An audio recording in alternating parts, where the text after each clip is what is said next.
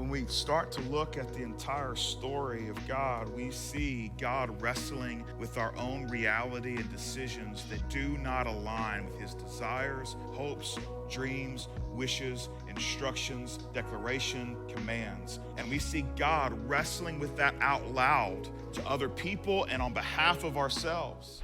God from the beginning understands, hey, I do have a purpose and a plan, but I actually am gonna trust you with this gift to choose.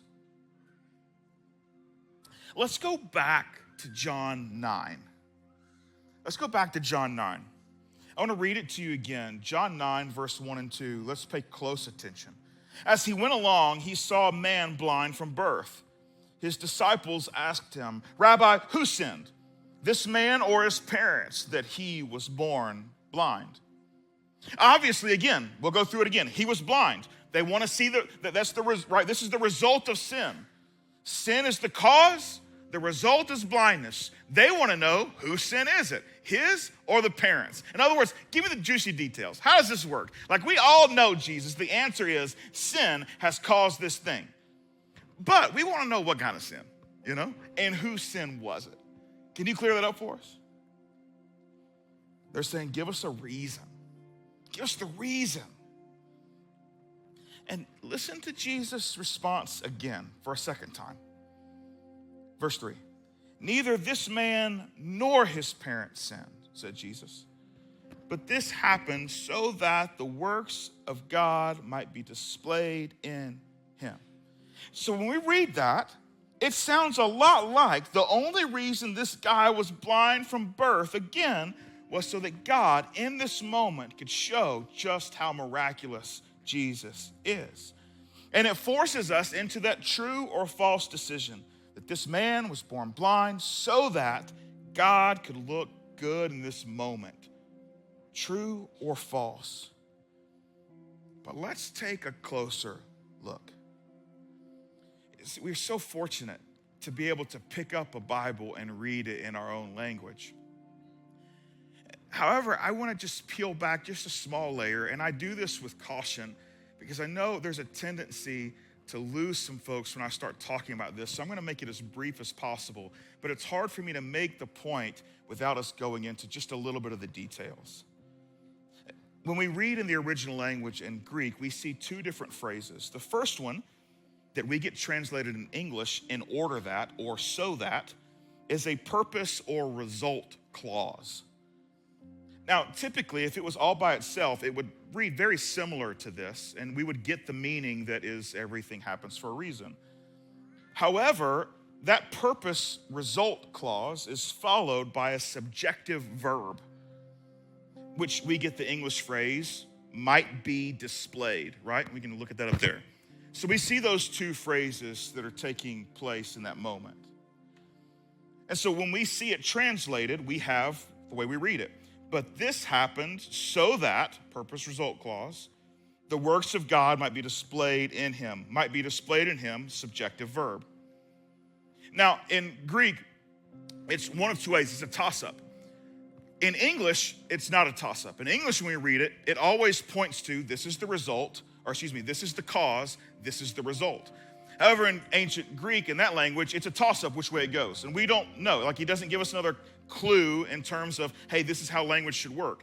It could emphasize the cause, which is what English does, or it could emphasize the result. And so what we have to do as we're doing good Bible study is read something that isn't extremely clear and ask, how does this fit in with everything else we know about the Bible? In addition to that, the one hint that Jesus does give us is that when he responds, he doesn't respond with an answer of the cause, he responds with the result. And so Jesus, in his own decision-making, says, I know you're asking for a reason, but I'm not going to point you to a reason, I'm going to point you towards redemption. You see, the man was born blind, and Jesus is like, you're hung up on the same question that all of humanity will always be hung up on. You've probably been there. Why me? Why now? Why this?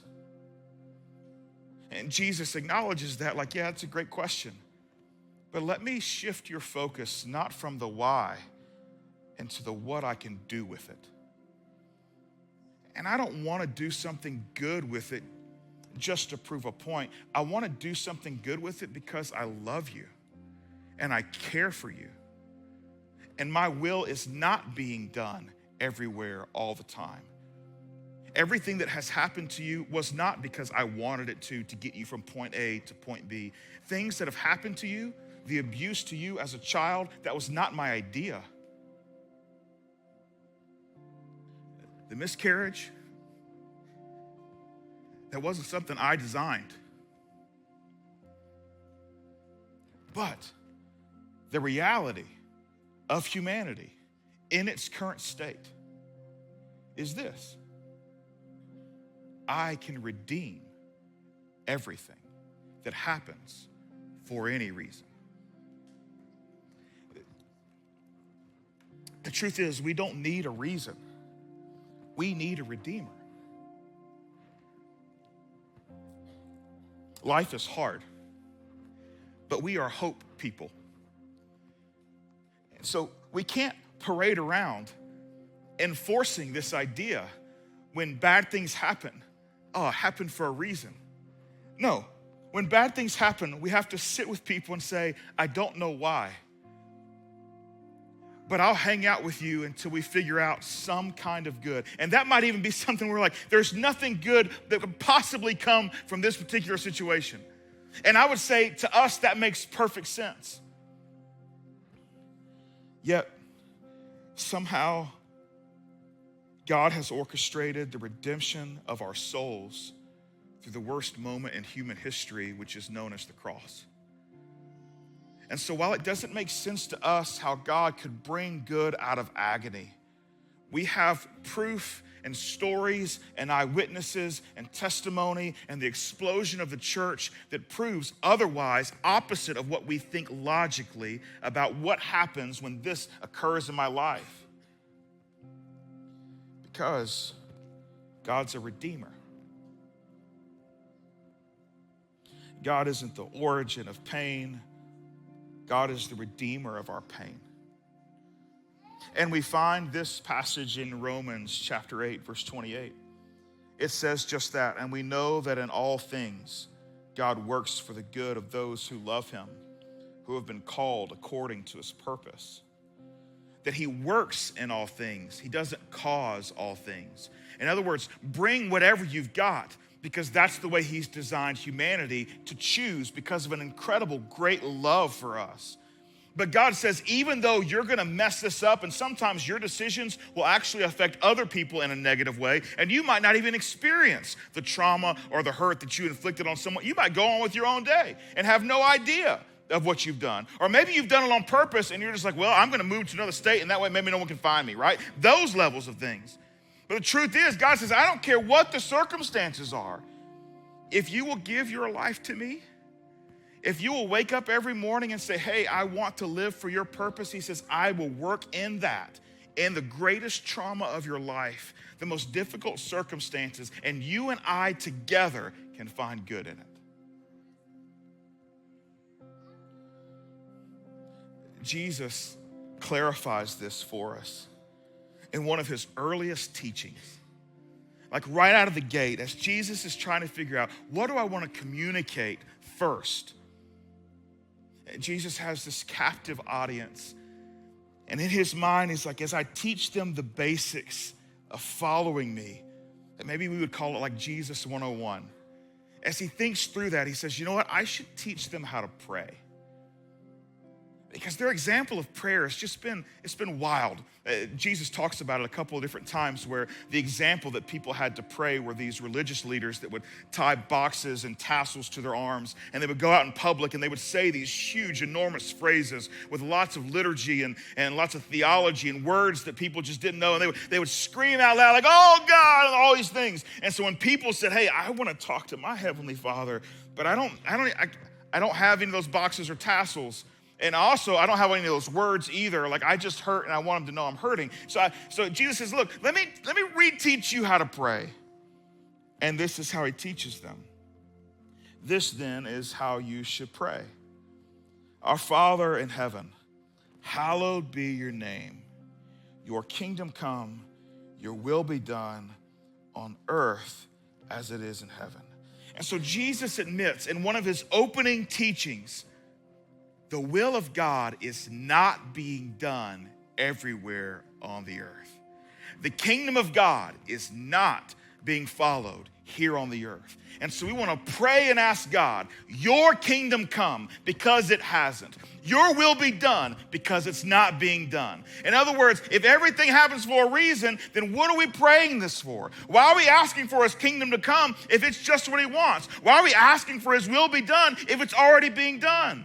Jesus say, no, ask God. Allow it to kind of infect who you are as a person, that it might spread to other people around you in your community. That if you were praying, God, your will be done, and then you actually said, I'm going to do more than pray. I'm going to try and live out my prayer.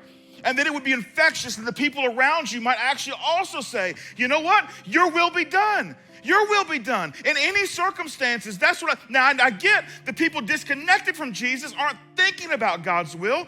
They're outside of it. They do whatever they want to based upon whatever feels good in the moment or seems like this is the proper path without any moral standing or standard to kind of judge it against that Jesus gives. Like, I get that.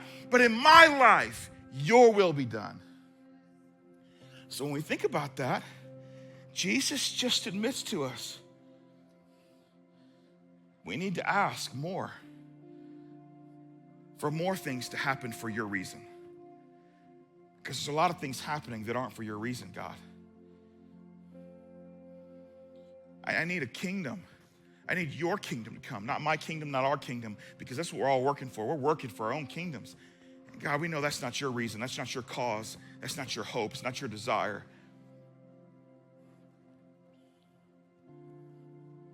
Truth is, everything happens. That is the truth. Everything does happen. God can redeem it for a reason.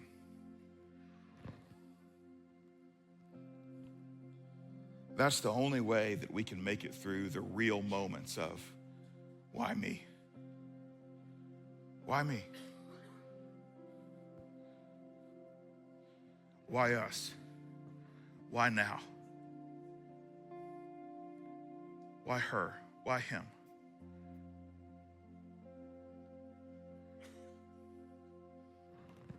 If you had to choose,